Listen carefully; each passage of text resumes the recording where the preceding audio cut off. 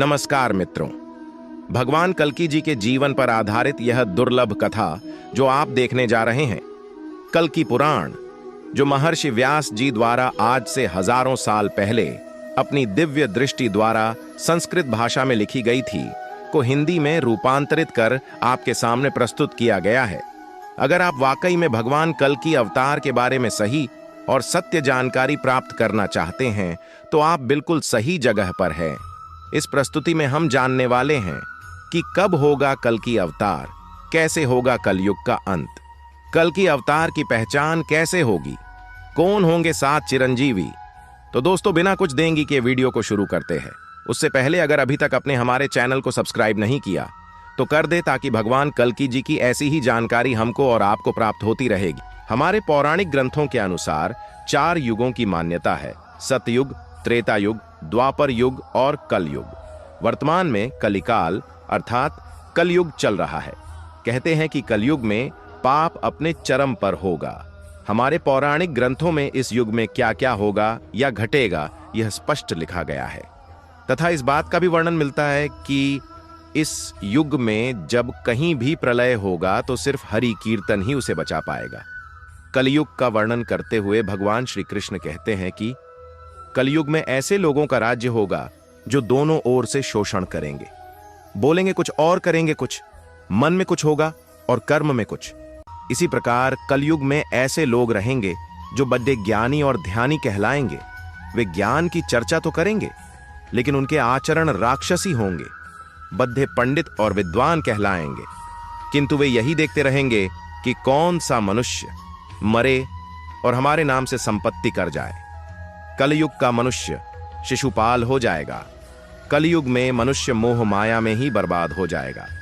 किसी का बेटा घर छौदाच कर साधु बनेगा तो हजारों व्यक्ति दर्शन करेंगे, किंतु यदि अपना बेटा साधु बनता होगा तो रोएंगे कि अब मेरे बेटे का क्या होगा।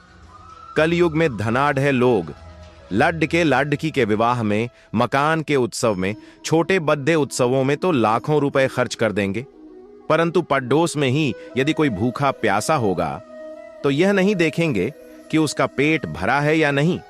उनका अपना ही सगा भूख से मर जाएगा और वे देखते रहेंगे।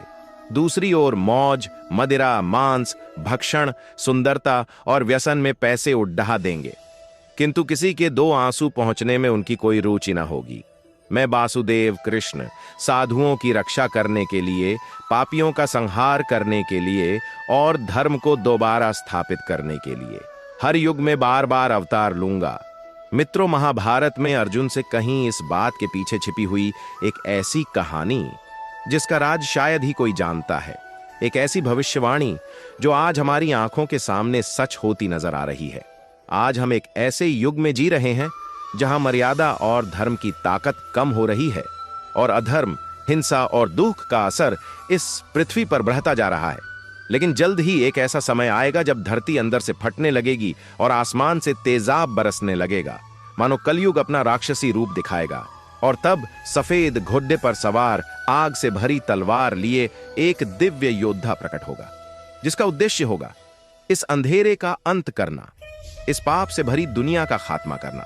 यह कथा है भगवान विष्णु के 10वें और आखिरी अवतार की। यह गाथा है कल्कि अवतार की। कलयुग समय चक्र के 4 युगों का आखिरी युग है, घोर अंधकार और विनाश से भरा हुआ। एक ऐसा समय जहां सत्य की आवाज को धोखाधड़ी से दबा दिया जाता है और पाप इतना बढ़ जाता है कि धर्म और अच्छाई का नामो निशान नहीं बचता।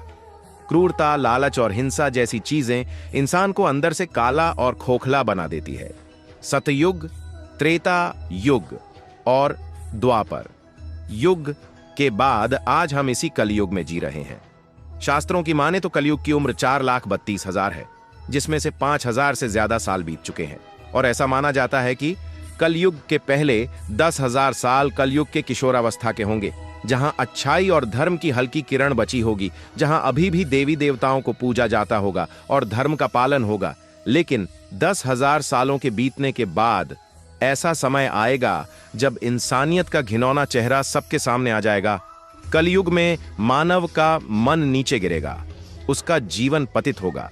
यह पतित जीवन धन की शिलाओं से नहीं रुकेगा, न ही सत्ता के वृक्षों से रुकेगा। किंतु हरिनाम के एक छोटे से पौधे से, हरि कीर्तन के एक छोटे से पौधे से मनुष्य जीवन का पतन होना रुक जाएगा।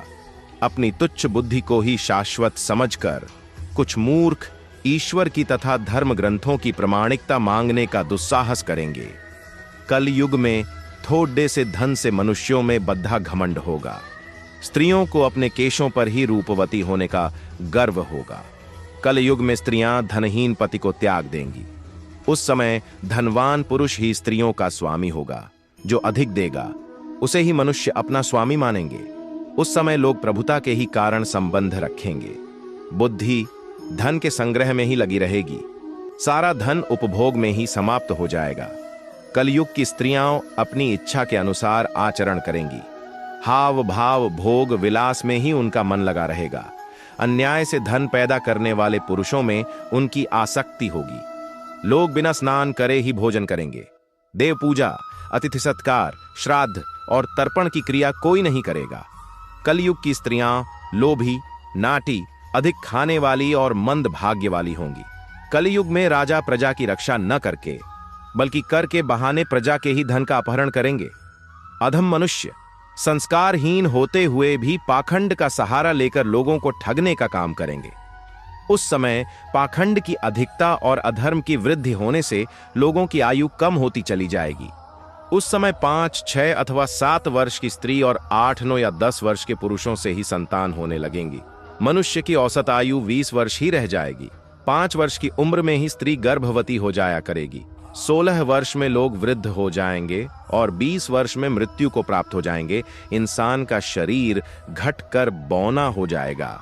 ब्रह्मवैवर्त पुराण में बताया गया है कि कल युग में ऐसा समय भी आएगा जब इंसान की उम्र बहुत कम रह जाएगी, युवावस्था समाप्त हो जाएगी। कली के प्रभाव से प्राणियों के शरीर छोटे छोटे क्षीण और रोगग्रस्त होने लगेंगे। जिनका शास्त्रों में कहीं विधान नहीं है, ऐसे यज्ञों का अनुष्ठान होगा। तारों की ज्योति फीकी पड्डीडीएच जाएगी। 10 दिशाएं विपरीत होंगी। पुत्र पिता को तथा बहुएं सास को काम करने भेजेंगी। एक ऐसा समाज बनेगा जहां कोई इंसानियत नहीं बचेगी, जहां पाप का बोलबाला होगा और अच्छाई का विनाश कर दिया जाएगा। इंसान इतना ज्यादा भ्रष्ट हो जाएगा कि अपने किसी सगे का भी भरोसा नहीं करेगा और अपनों से ही धोखाधड़ी करता जाएगा। हिंसा और लालच सब कुछ खत्म कर देगा। इसके बाद पूरी दुनिया विनाश के कगार पर आ खदीदी होगी। लोगों के पास खाने के लिए भोजन नहीं होगा। सारी नदियां सूख जाएंगी। आसमान में अंधेरा छा जाएगा और तेजाब की बारिश होगी। धरती सूख कर अंदर से फटने लगेगी, क्योंकि कली नाम का एक खतरनाक और ताकतवर असुर, जो क्रूरता, हिंसा और लालच का प्रतीक है, वह अपनी चरम सीमा पर होगा।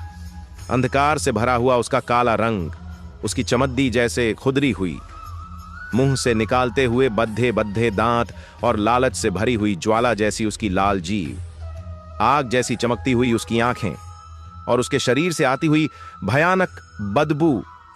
कली असुर का ऐसा भयानक स्वरूप जिसे देखकर इंसान के अंदर डर भर जाएगा।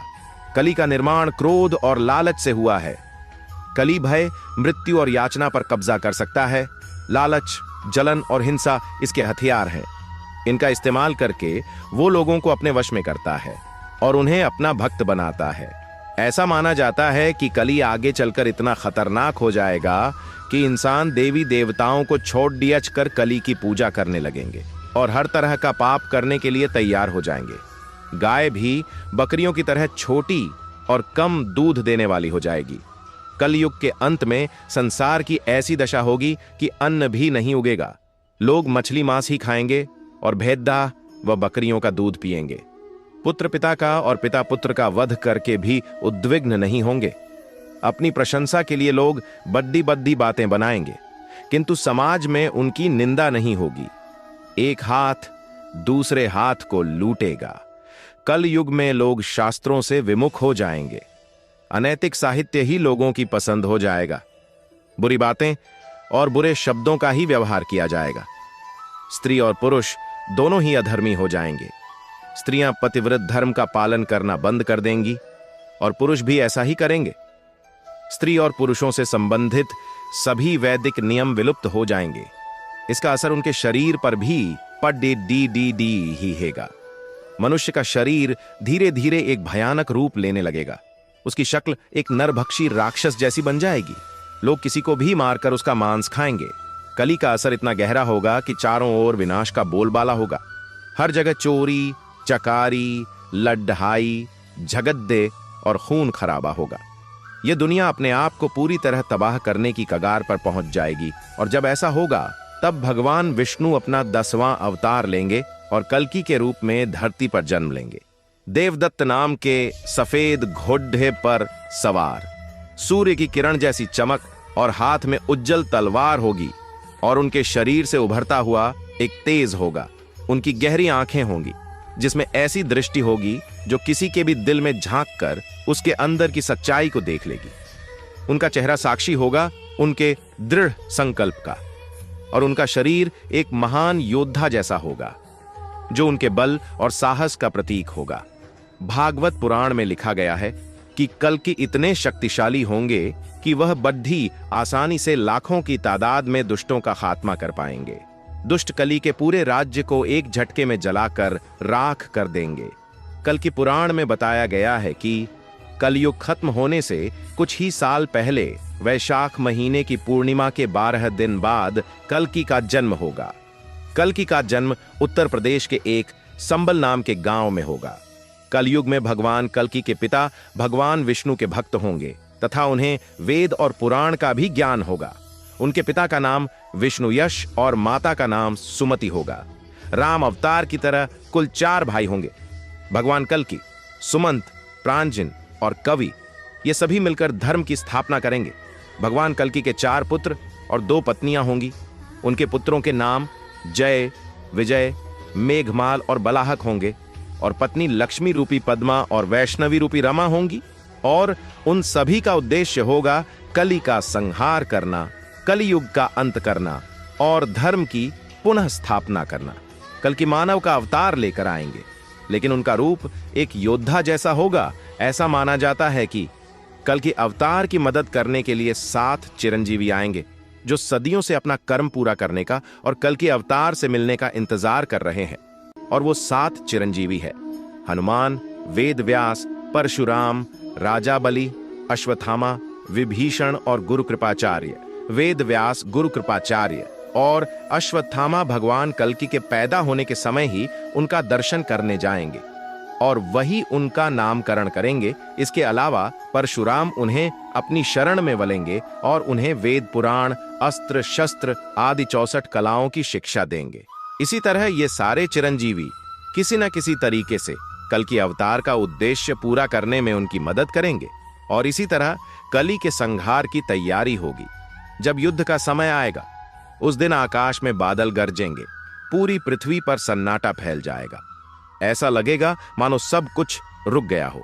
आखिरकार कल्कि दिव्य सफेद घोड़े पर सवार तेज तलवार लिए अधर्म का अंत करने के लिए कली की नगरी में प्रवेश करेंगे। युद्ध भूमि में कदम रखते ही उनके अंदर से एक तेज रोशनी बाहर आएगी और उनका दिव्य रूप चमक उठेगा। वहीं दूसरी तरफ कली अपना भीषण रूप लेकर अपनी पूरी शक्तियों के साथ खड़ी डिड्डा होगा और फिर शुरू होगा एक महायुद्ध। कली भी अपनी सारी शक्तियों और अपने सारे दूतों के साथ कल्कि पर हमला करेगा। यह युद्ध इतना घमासान होगा कि पूरी पृथ्वी कांप उठेगी। चारों ओर हाथी, घोड़ों की आवाज, तीरों का टकराना और गदाओं की आवाज गूंजेगी। युद्ध भूमि पूरी तरह खून से लथपथ हो जाएगी। अंत में कली कमजोर पड्डे डीट जाएगा। उसके शरीर पर कई सारे घाव हो जाएंगे जिससे बदबू आने लगेगी। उसके चेहरे पर एक लंबा घाव होगा जिससे काला खून रहा होगा। इसके बाद कल्कि की तलवार की आग से कली की पूरी नगरी को जला दिया जाएगा जिसमें कली भी जलकर नष्ट हो जाएगा। आखिरकार बुराई की हार होगी और अधर्म का अंत होगा। कली के मरते ही कलयुग का चक्र पूरा होगा और समय का नया चक्र शुरू होगा और कल्कि अवतार एक नए युग की स्थापना करेंगे।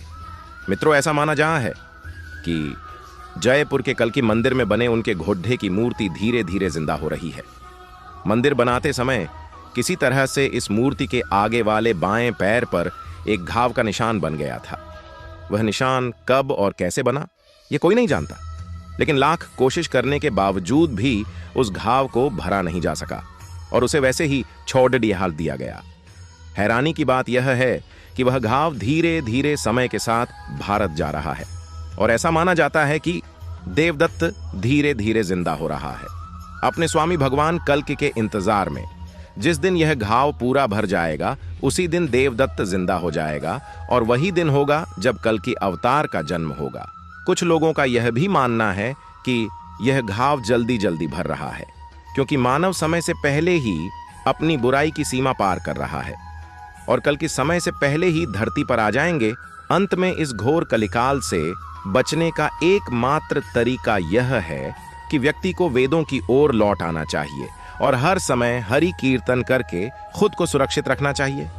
जो व्यक्ति धर्म से विमुख होकर रहेगा वह कहीं भी कभी भी अकाल मृत्यु को प्राप्त होगा। यह हर समय दुखी और संकटों से ही घिरा रहेगा। मित्रों, हम सभी जानते हैं कि भगवान विष्णु हर युग में पापियों का अंत करने और अपने परम भक्तों से मिलने के लिए अवतार लेते हैं। अब तक भगवान श्री विष्णु 9 अवतार ले चुके हैं, जबकि उनका अंतिम और सबसे महत्वपूर्ण शक्तिशाली 10वां कालकिब अवतार का होना बाकी है, जिसका हमारे वेद पुराणों में विस्तृत रूप से वर्णन किया गया है। भगवान कल्कि अवतार की चर्चा आज से कई हजार साल पहले ही शुरू हो गई है। उनके अवतार को लेकर कई तरह की भविष्यवाणी की जा रही है, लेकिन यह कलयुग है पाखंड का युग, जहां असली और नकली में पहचान करना कई बार मुश्किल हो जाता है। ऐसे में साल 1964 में साधु संत विद्वानों ने प्राचीन वेद पुराणों, ग्रंथों और ज्योतिष विज्ञान का गहराई से अध्ययन किया। संत महात्माओं ने एक बैठक का आयोजन किया ताकि भगवान कल्कि के असली अवतार की पहचान हो सके और कोई पाखंडी मासूम लोगों को अपने पाखंड का शिकार न बनाए। भगवान कल्कि से जुड़ी वह पहचान कौन सी है जिससे हम प्रभु कल्कि को पहचान सकते हैं? भगवत गीता में बताया गया है कि जब जब पृथ्वी पर पाप बढ़ेगा, धर्म की हानि होगी, तब तब धर्म की रक्षा के लिए भगवान विष्णु अवतार लेंगे। वर्तमान कलयुग में जब पाप अधर्म अपनी चरम सीमा पर होगा, तब भगवान विष्णु कल्कि अवतार लेंगे, जो उनका अंतिम और सबसे शक्तिशाली अवतार होगा। कल्कि अवतार में भगवान विष्णु अपने शक्तिशाली रूप में पापी मनुष्य का संहार कर धर्म और धर्म से जुड़े लोगों की रक्षा करेंगे। कल्कि पुराण और भगवत पुराण के अनुसार कल्कि का जन्म कलयुग के अंत और सतयुग के आरंभ के संधिकाल में होगा। वह एक ब्राह्मण विष्णु यश के घर में जन्म लेंगे और उनका जन्म श्रावण मास की शुक्ल पक्ष की षष्ठी तिथि को होगा। लेकिन भगवान कल्कि अकेले जन्म नहीं लेंगे, बल्कि उनके साथ वैकुंठ निवासी भी जन्म लेंगे, जो उनके अनुयायी होंगे और पुनः सतयुग स्थापना में भगवान कल्कि का साथ देंगे। इसके अलावा 64 धर्मगुरु और 8 सैन्य अधिकारी भी जन्म लेंगे और ये सभी एकांत दूर दराज जंगलों में रहेंगे। ऐसे में सवाल उठता है कि भगवान कल्कि को हम पहचानेंगे कैसे? कहीं कोई अपने आप को भगवान कल्कि का अवतार बताकर लोगों को ठगने न लग जाए। इस समस्या से निपटने के लिए जुलाई 1964 को उत्तराखंड के कुछ महान संतों ने एक बैठक का आयोजन किया। इस बैठक का मुख्य उद्देश्य भगवान कल्कि की पहचान करना था, जिसके लिए साधु संत विद्वानों ने प्राचीन वेद पुराणों ग्रंथों और ज्योतिष विज्ञान का अध्ययन किया और कल्कि अवतार नामक पुस्तक में भगवान कल्कि की मुख्य पहचान लिखकर लोगों के सामने पेश की। पहला माथे पर चिन्ह।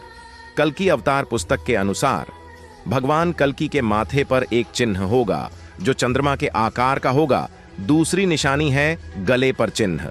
दरअसल कल्कि अवतार के गले पर भी चंद्रमा की निशानी होगी। आपको बता दें कि यह खास बात है कि यह चिन्ह एक रेखा से नहीं बल्कि 2 रेखाओं से मिलकर बना होगा। तीसरा, कंठ पर मणि। भगवान कल्कि की अलग पहचान होगी। उनके कंठ पर एक चिन्ह होगा, लेकिन यह चंद्रमा का नहीं बल्कि कौस्तुभ मणि का चिन्ह होगा। बता दें कि कौस्तुभ मणि भगवान या उनके अवतारों द्वारा पहने जाने वाला आभूषण है, जिसे कोई चाहकर भी चोरी नहीं कर सकता। चौथा, भगवान कल्कि के पृथ्वी पर आते ही सभी पशु पक्षी, पर्वत तथा नदियां निर्मल और शांत हो जाएंगे। सभी जीव हिंसा छोड़ देंगे।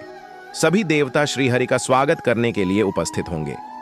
फिर श्री हरि भगवान कल्कि वैशाख शुक्ला द्वादशी के दिन इस धरती पर जन्म लेंगे। भगवान कल्कि के इस धरती पर आते ही स्वयं गंगा जी उनका अभिषेक करेंगी और सभी लोग वेदों का अनुसरण करेंगे। 5वां, भगवान कल्कि के साथ हमेशा एक तोता रहेगा जो सभी वेदों का ज्ञाता और ज्ञानी होगा, जिसका नाम सुख होगा। वह तीव्र वेग उड़ने में सक्षम होगा। वह संसार में घटित हो रही घटनाओं की सूचना भगवान कल्कि को देगा। भगवान कल्कि और पद्म जी को मिलाने में सुख की महत्वपूर्ण भूमिका रहेगी। 6ठा, कल्कि भगवान का देह नीले रंग की अर्थात नील वर्ण होगी, जो सूर्य के समान तेजस्वी होगी। जब भगवान कल्कि क्रोधित होंगे तो उनके तेज से अनेक पापियों का अंत अपने आप ही हो जाएगा। 7वां, पुराण के अनुसार भगवान कल्कि के 2 विवाह होंगे। उनकी 2 पत्नियां होंगी।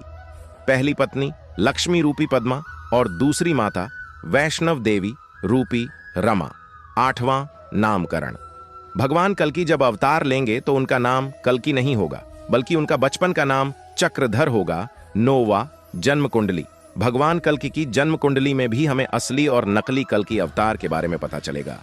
साधु संतों के अनुसार भगवान कल्कि की कुंडली में लगन का स्वामी चंद्रमा शुक्र और बुध से युक्त होगा। 10वां, जन्म स्थान। भगवान कल्कि के जन्म को लेकर कई ग्रंथ में अलग अलग बातें लिखी गई हैं। कोई तिथि अलग बताता है तो कोई इस स्थान। जैसे कुछ लोगों के अनुसार भगवान कल्कि उड़ीसा के एक स्थान पर जन्म लेंगे। हालांकि स्थान का नाम भी संभल ही होगा, जबकि कुछ के अनुसार भगवान कल्कि का जन्म उत्तर प्रदेश में होगा। इन सभी में एक चीज कॉमन है और वह है संभल। कल्कि अवतार में भी साधु संतों ने संभल नगरी का जिक्र किया है। भगवान कल्कि संभल नामक ग्राम में जन्म लेंगे। 11वां, भगवान कल्कि का प्रथम युद्ध मलेक्षों से होगा। भगवान कल्कि समस्त मलेक्षों का धरती से अंत कर देंगे। वह अपने असली अवतार में आकर लोगों की रक्षा करेंगे। इस सब में उनका परिवार भी उनकी मदद करेगा। उनके पिता एक तपस्वी होंगे जिनका नाम विष्णु यश होगा, जबकि माता का नाम होगा सुमति।